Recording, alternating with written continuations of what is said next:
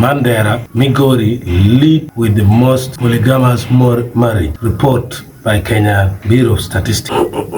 Mandera leads in the counties with the highest rate of polygamous marriage in Kenya. This is according to a report by Kenya National Bureau of Statistics, dubbed Kenya Time Use Report, which was launched on Wednesday. Nyanza's Migori County, which is a Luo land, came in second with 14.5%, followed by West Pokot at 11% and Turkana at 10.8%. Those are the leaders in having many wives. So we, as one of the Luo county, Kenya, were able to get a position in the top 3.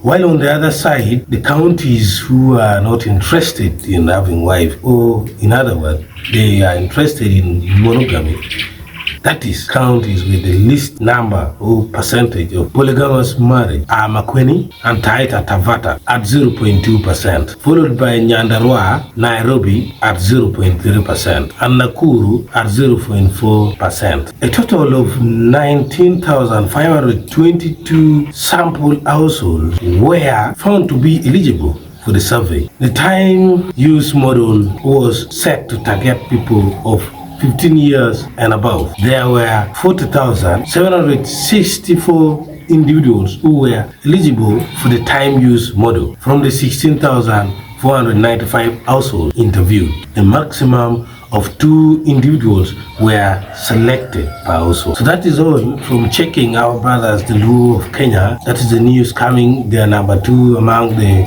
leading polygamous marriage. Mark Brian on the Luo Online. If you get subscribed, I will see you in the next one. Thank you.